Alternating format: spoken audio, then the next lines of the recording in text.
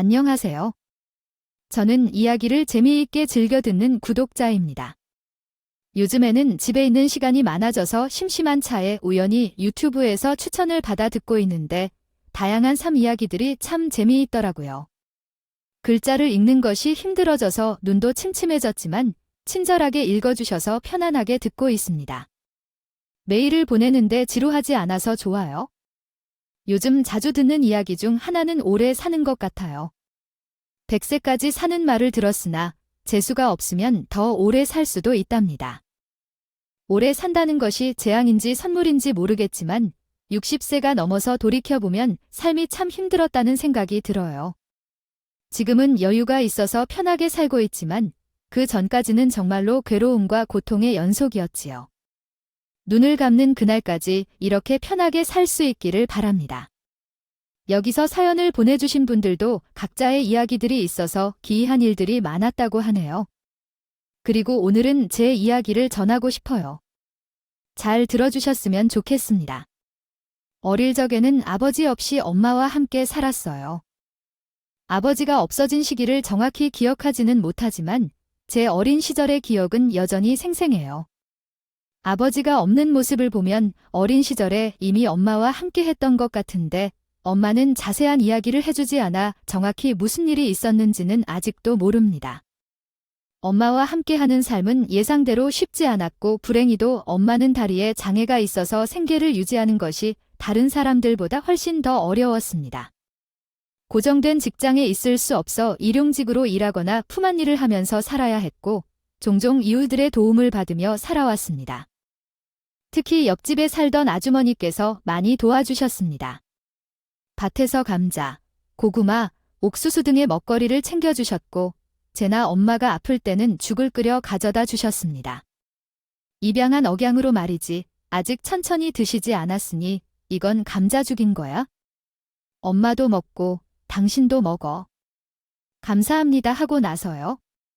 엄마는 몸이 약하셨는데 가을에서 겨울로 넘어가는 계절마다 코에 열이 나면 수건으로 땀을 닦아주면서 엄마 곁을 챙기곤 했습니다. 그러다가 옆집 아주머니께서 죽을 끓여 가져다 주신 적도 있었죠. 그럴 땐 죽어 먹어야 했는데 따로 더 압니다.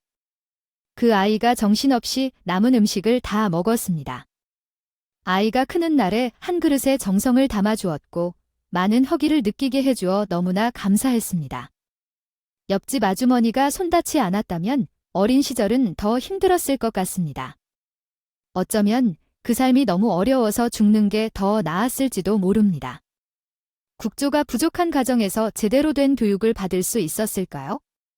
중학교까지 겨우 진학해서 산업고등학교로 갔지만 공장에서 일하고 야간 학교에 다니며 열심히 공부했습니다. 기숙사 생활은 엄마를 떠나는 게 어려웠지만 집보다 더 좋은 환경이었고 그곳에서 소중한 추억을 쌓았습니다. 영웅병 같은 것은 없었지만 엄마를 생각하며 돈을 벌어 생활비를 보태는 것이 더 중요했습니다. 매달 한 번 외박이 있어도 엄마 곁에 있기를 원했고 그때마다 엄마는 나를 붙잡고 정성을 다해 대접해 주셨습니다. 힘든 공장 일 때문에 살이 빠졌다고 제 얼굴을 쓰다듬으며 미안하다는 말도 여러 번 하셨고 나는 괜찮다고 몇 번을 얘기해도 엄마는 쉽게 눈물을 멈출 수 없었습니다.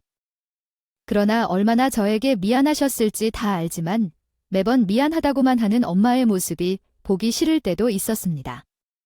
어린 마음에 철딱서니가 없는 그런 어리석은 시절이 있었어요.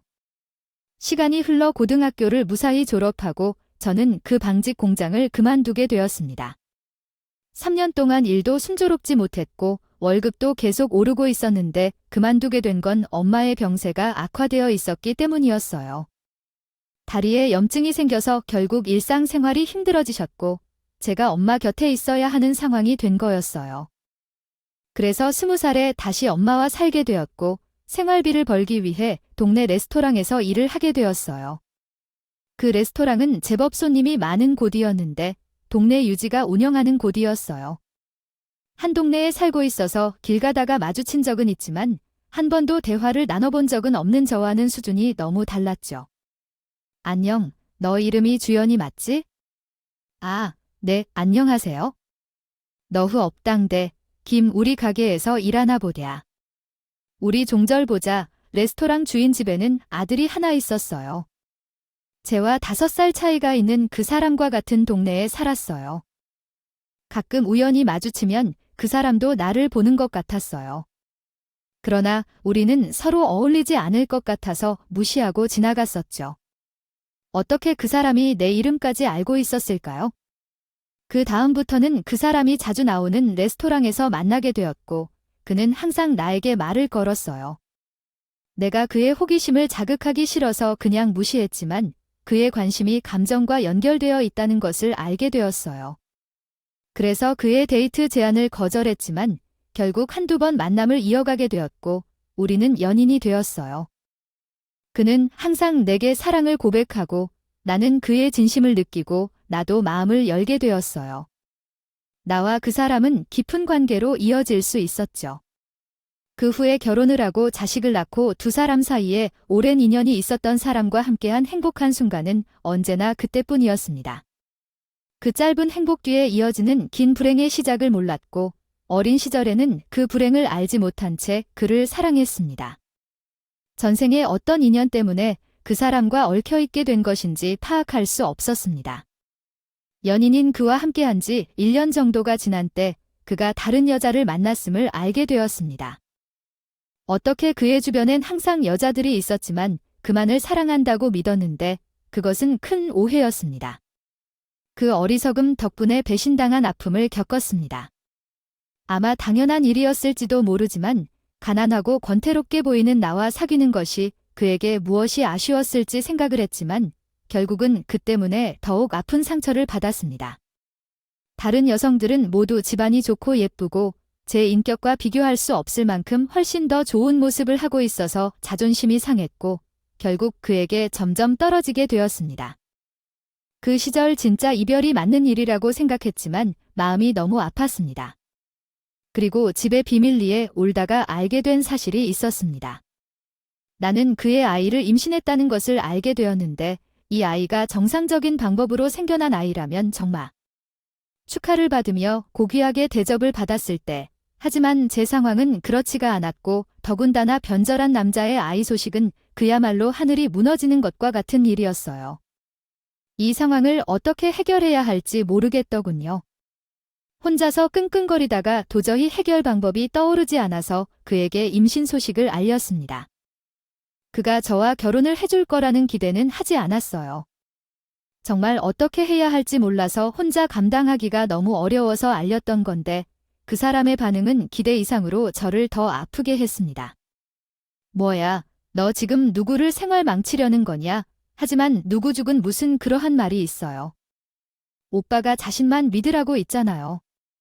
오빠가 나 책임진다고 그런데 그에게 맡겨 믿었는데 와, 너 진짜 순진한 척을 하구나. 남자가 여자를 괄시하는데 무슨 말을 못해.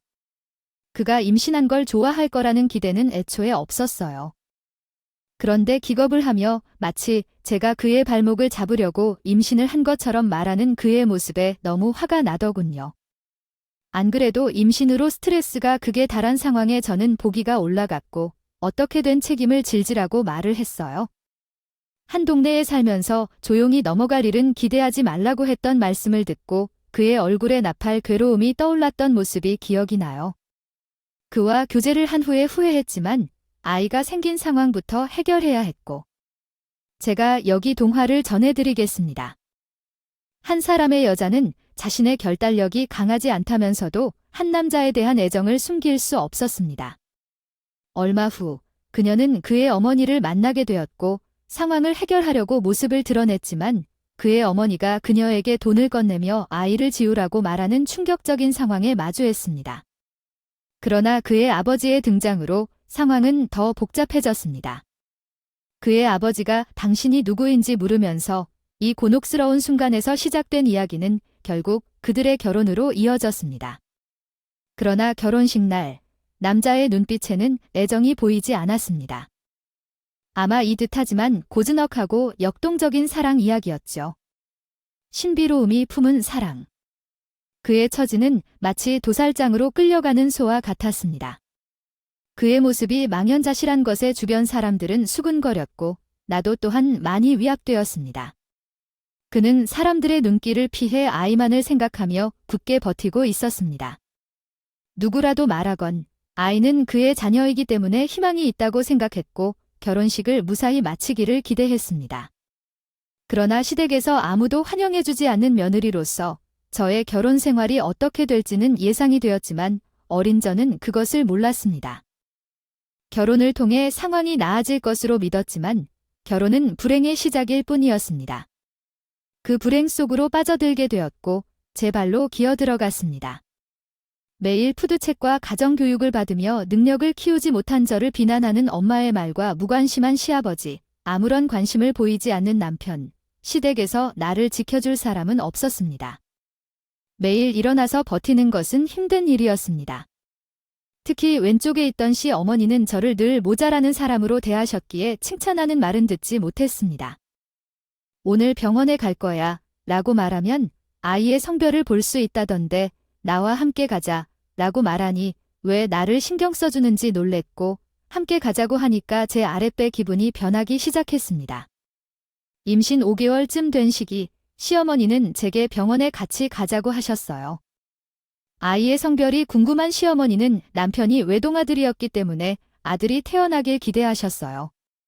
저도 이번에는 아들이면 좋겠다는 생각이 있었지만 의사 선생님의 입에서 나온 소식은 딸이라고 해요. 시어머니는 딸이라는 소식을 듣고 싫다는 표정을 짓더라고요.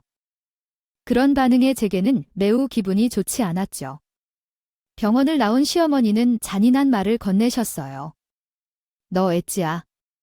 지울 껌이 뭐야? 언니가 내 말을 들을 거였으면 우리 집에 들어오지도 않았겠지? 하필 첫째가 딸일 게 뭐람. 시어머니는 누구에게도 다음 자녀가 딸이 될 것이라고 생각하지 않고 말을 함부로 하셨어요. 그럴 때마다 마음이 아프고 속 어딘가가 쑥 내려앉는 것 같았어요. 하루하루가 정말 지치는 기분이 들었죠. 아이를 생각해서 결혼을 한 것인데 과연 잘한 일일까 하는 생각 때문에 도망가고 싶었어요. 하지만 뱃속의 아이는 제게 유일한 희망이었어요. 배가 불러오면서 아이의 태동이 점점 뚜렷해지고 그 덕분에 저는 버틸 힘이 생겼어요. 이 집의 며느리로서 노동자들과 다를 게 없는 결혼 생활을 버티며 정말 힘들었어요. 하지만 아이를 위해서 어떤 일이 있어도 버티겠다는 다짐을 다시 한번 하게 되었어요. 식사도 놓친 채로 참다가 겨우 밥 한 조각 먹을 때까지 눈물이 흘렀지만 참아내고 버텨야 했어요. 그래도 모든 것을 참을 수 있었던 이유는 뱃속의 아이가 건강하게 태어날 수 있기를 바랐기 때문이었어요. 그 희망만으로도 버틸 수 있었습니다. 몇 달이 지난 후에 아이가 무사히 태어났어요. 그 통증은 이루 말로 표현할 수 없는 감동을 주었죠. 딸이라는 사실을 확인한 뒤에는 신부와 시부모님의 행동도 상관없이 그 순간 나에게는 눈에 보이는 것은 아이 하나뿐이었어요. 그 기쁨도 잠시였습니다. 고통스러운 시집살이가 다시 시작되었고 갓난애까지 돌봐야 했기 때문에 체력이 급격히 떨어졌어요. 출산한 지 얼마 되지 않았지만 시어머니에겐 관심받기였죠. 미움을 받는 처지였습니다. 마음 가는 대로 조리했지만 여전히 미움을 받았어요. 이런 상황에서도 자리에 있었을 때는 보기 듯이 안쓰러웠고 다른 이의 입에 걸릴까 봐 밖으로 나가지 못했습니다. 생각나면 여전히 그때를 떠올릴 수밖에 없습니다. 서러움을 느껴 눈물이 흘러요. 그때는 정말 힘들었어요. 그때뿐만 아니라 그 이후에도 계속 서러운 일이 있었죠. 첫째를 낳은 후 저는 4번의 임신을 했어요. 남편이 제게 보여주는 시선은 차가웠지만 집안을 이어가야 한다는 책임감을 가진 남자였어요. 운이 좋게도 임신은 잘 되었지만 아이가 살아남지 못했어요.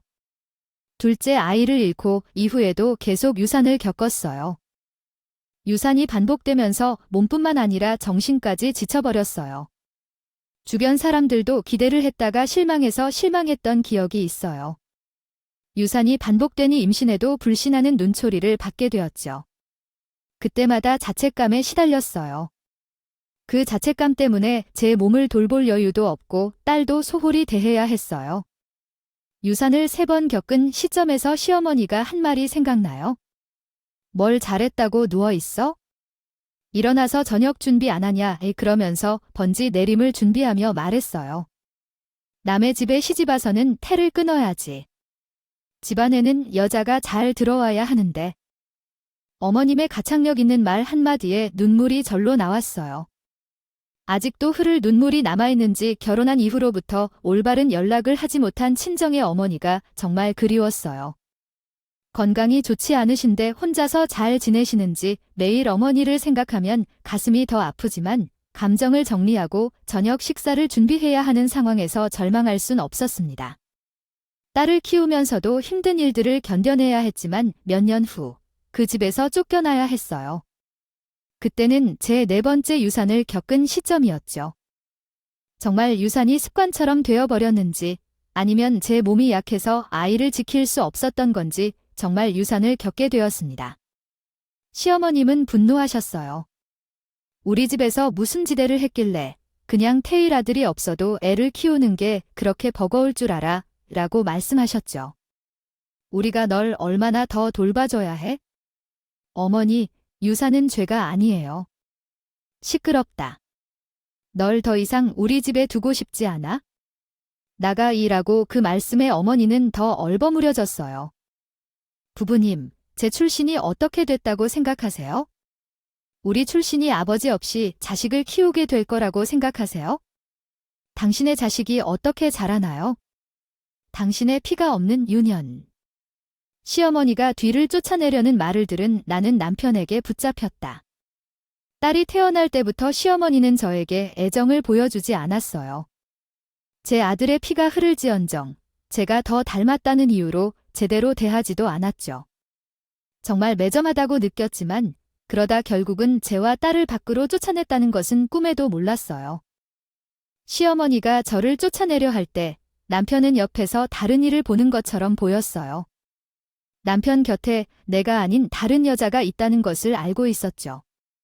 하지만 우리 사이에 딸이 있기에 그냥 지나가는 바람으로만 여기곤 했지만 내 자리에 그 여자를 받아들이지 않으려 한다는 걸 이제서야 알아챘지요. 시어머니는 가방 하나에 다 들어가는 것 같은 제 짐을 싸가며 나와 딸을 대문을 통해 쫓아내셨죠. 하늘에서 비가 내리기 시작했고 나도 모르게 쫓겨난 딸이 울었어요. 나는 대문을 흔들며 쫓기기 싫었어요.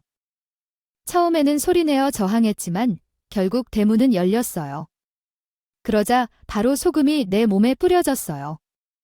타들어가는 이곳을 나아가지 말라고 했던 사람이 어떻게 이렇게 모순적이게 행동할 수 있었을까요? 아무리 제가 없는 집 자식이라지만 며느리로서 오랜 세월을 살았는데도 사람을 이렇게 비참하게 대할 수 있는 건지요. 망연자실한 나는 딸을 데리고 터덜터덜 친정어머니가 계신 집으로 갔습니다. 갈 곳이 없었어요. 무일분으로 옷까지만 손에 들려 쫓겨나 쓰니 당장 그 밤을 날 곳이 필요했죠.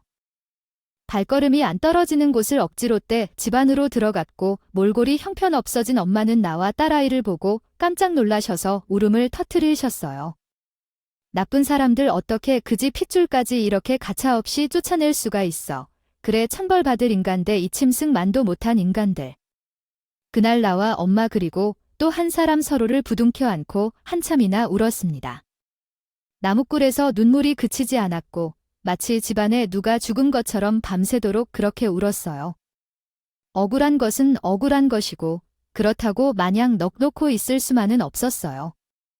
당장 우리 세 식구 먹고 살 거리를 마련해야 했으니까요. 거동이 불편한 엄마께 딸을 맡기고 그날부터 나는 돈을 벌어 다녔습니다. 제대로 된 직장을 얻고 싶었지만 내게 일자리를 주는 곳이 없었어요. 그래서 일당직이라도 마다 않고 일을 했죠. 연장, 파출부, 10단계 등등 가리지 않고 일을 했고 체력이 떨어져 일을 제대로 못한다고 잘리는 경우도 많았어요. 그런 푸대접을 받을 때마다 속이 많이 상했지만 속상해하고 많이 쓸 겨를이 없었죠. 얼른 돈 벌어서 엄마를 병원에도 모시고 가고 딸아 예쁜 옷도 사주고 싶었어요. 그런 마음과 달리 몸이 따라주지 않아 괴로울 뿐이었어요. 그렇게 아등바등 살고 있는데 엄마가 돌아가시게 되었습니다. 제가 결혼하고 제대로 돌봄을 받지 못하셨던 엄마도 비료 기만이 쇠해진 상태였는데 찬바람이 불면서 폐렴이 왔고 그 바람에 엄마는 돌아가셨어요. 찾아오는 사람도 없는 빈소에 딸과 멍하게 앉아 엄마를 보내드렸습니다. 인생이 왜 이렇게 고달프게 만들었으며 엄마는 왜 그렇게 허망하게 가셨는지 나한테만 이렇게 안 좋은 일들이 생기는 것 같아 카라가 의지가 생기지 않았어요. 그렇지만 다시 엉덩이를 털고 일어서야 했어요. 딸아이 때문에 요 하나밖에 없는데 달래 딸을 위해 용을 써봐야 했습니다.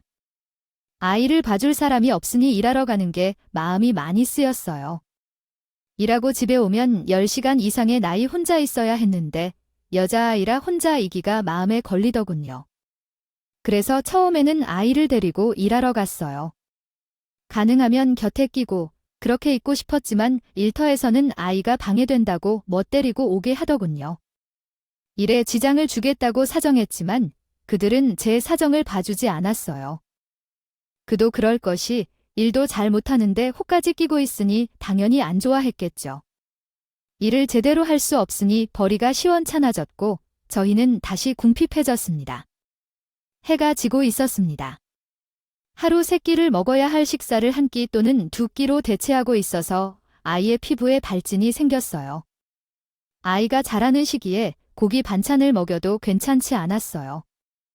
아이에게 3끼 식사를 챙겨주지 못하는 엄마 자격이 없는 사람이라 너무 힘들었어요. 내 배는 고민해도 참을 수 있었지만 아이가 그래서 너무나 슬펐어요. 그 순간에는 남편과 시어머니를 원망했고 연락을 해보거나 넘겨볼까도 생각해봤어요. 공중전화번호를 여러 번 누르고는 다시 끊으려 하다가 결국 마지막 번호만 누르지 못하고 좌절했어요. 그때를 생각하니 다시 눈물이 나네요. 딸과 함께 살려면 해결책을 찾아야 했어요. 그래서 용역 사무실을 찾아가서 일자리를 찾아보았어요.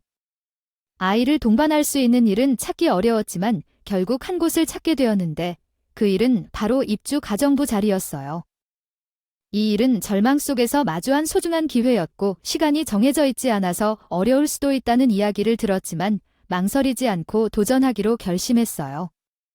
주인 집은 국회의원 가정이었고 집에는 많은 사람들이 오고 가서 일이 늦게 끝나기도 했어요.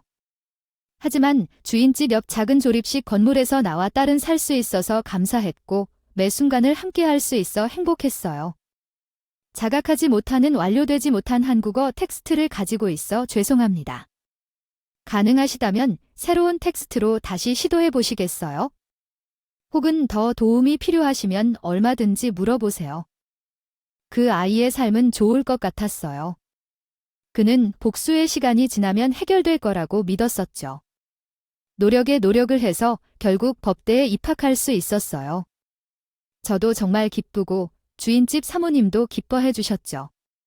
대학 입학금을 보태주고 상여금까지 챙겨주신 정도로 인심이 후하셨어요. 그러나 아이가 검사가 되어야 한다면 의원님의 관계도 도움이 될 것 같았거든요. 제 삶은 필연적으로 다른 점은 뒤처지고 평생 남의 집 청소를 도와가며 살아갈 것 같았지만 다른 삶을 염원했어요. 우리 딸은 제처럼 실시하게 살지 않았기에 대학 공부 중에도 끝내놓지 않고 매진했어요. 자신을 해낼 때마다 아빠와 할머니에게 복수를 다짐했죠. 그 시간이 쌓이고 쌓여 사법고시에 한 번에 합격했어요. 합격 소식을 들었을 때 삶의 체증이 풀렸어요. 얼마나 기뻤는지 모르겠어요. 동네에 아이의 합격을 축하하는 현수막이 걸렸고 의원님도 아이의 미래를 응원해 주시면서 손수 인맥을 챙겨주신다고 했어요. 네, 하셨어요. 이제 걱정이 없을 것 같았어요. 엄마, 왜 우시죠? 좋은 일인데 웃어야죠. 너무 좋아서 그러는 거예요? 내 딸 정말 착한 아이예요. 창 하단에 붙잡고 울었던 것 같아요. 딸아이는 이제 파출부 일을 그만두라고 하더라고요. 하지만 저는 그게 싶어하지 않아요. 첫 사회생활을 하는 아이에게 짐이 되면 안 되니까요. 힘이 다해도 딸을 돕고 싶어요. 걱정 없어지니 마음이 편안해졌어요. 꿈에 나타난 엄마를 본 게 너무 오랜만이었어요. 우리 엄마의 얼굴을 보며 울었던 것 같아요. 엄마 부르며 울어왔죠. 엄마는 안아주시더니 그 품이 그리웠어요. 꿈속에서 달렸지만 엄마는 사라졌어요. 근데 느꼈거든요. 동전을 손에 쥐고 있더라고요. 그 순간이 너무 선명해요. 여긴 약속해주신 대로 넘겨줄게요. 기억이 나요. 은행에 가고 집으로 돌아오는 길엔 복원방이 눈에 들어왔어요. 간밤 꿈을 꾸었었죠. 복권을 산 후 지갑에 넣어두고 까맣게 잊어버렸다가 보름 정도 지나서 다시 복권을 발견했다. 재미로 딸에게 확인해보라고 했는데 들었습니다. 엄마, 엄마. 이렇게 큰 상금이라니 이게 웬일이야. 엄마, 엄마. 예전에 꿈에 나왔던 그 동전 복권이 1등이 되었어요. 손에 쥐어지네요. 기대도 안 했던 인생의 역전이 이루어진 순간이었습니다. 다른 1등 복권을 보여주며 정말로 놀랐던 제 표정이 흥분으로 가득 찼어요. 그 후 딸과 함께 은행에 가서 30억 원이라는 금액이 통장에 찍혀 나와서 현실이 느껴졌습니다. 인생 한방이라는 말이 동의점이야. 엄마가 준 1등 복권 덕분에 가정생활을 종지부를 찍을 수 있었습니다. 그 돈으로 5층짜리 건물 하나를 사서 딸과 함께 아파트도 한 채 샀습니다. 너무 행복했어요. 갑작스러운 부유에 어리둥절하기도 했지만 정말로 기쁘었습니다. 과연 주연 정씨가 되실 것인가요? 누구세요? 드디어 찾았습니다. 주인공 정씨를 찾는 분이 계셔서 전화드렸어요. 낯선 목소리의 여자는 저를 찾고 있다고 했습니다. 아무리 생각해봐도 저를 찾을 사람이 없었기에 의아했지만 만나서 얘기를 하겠다는 말에 커피 서버로 나갔죠. 낯선 사람이라 경계심이 들었지만 내 이름을 알고 있었기에 나를 찾는 이유가 더 궁금했어요. 약속 시간에 맞춰 나갔고 그 사람이 먼저 와서 기다리고 있었습니다. 인사를 나누고 용건을 확인하는데 정말 믿을 수가 없는 말을 하더군요. 김동민 씨 아시죠? 잊을래야 잊을 수 없는 이름이 그 여자 입에서 흘러나왔어요. 바로 전 남편의 이름이었거든요. 그 여자의 말의 요점은 시어머님이 저를 찾고 있다는 거였어요. 시어머님은 지금 요양병원에 입원 중인 상태였고 정신이 치매의 증상이 있어 정신이 오락가락한다고 하더군요. 그리고 지병이 있어서 얼마 못 사실 거라는 말도 덧붙였습니다. 요저는 그 사람들이랑 다시는 연락하고 싶지 않은 사람이에요. 왜 이제 와서 나를 찾는다는 거야? 김동민 씨는 음주운전 사고로 15년 전에 돌아가셨어요. 지금은 그 염 한 입만 남으셨고 그 요양병원에서 계시지만 언제 돌아가실지 모르시는 상황입니다. 꼭 주현정 씨에게 할 말씀이 쓰시던 죽기 전에 저에게 할 말이 뭐가 있다고 사람을 찾는 건지 시어머님과 남편의 이름을 듣는 것만으로도 저는 온몸이 부들부들 떨렸어요. 내 죽을 때까지 다시는 볼 일 없다고요? 생각했는데 다시 만난다는 생각을 하니 채층이 다시 생기는 것 같더군요. 저는 얼굴 볼 일 없다며 연락하지 말라고 했어요.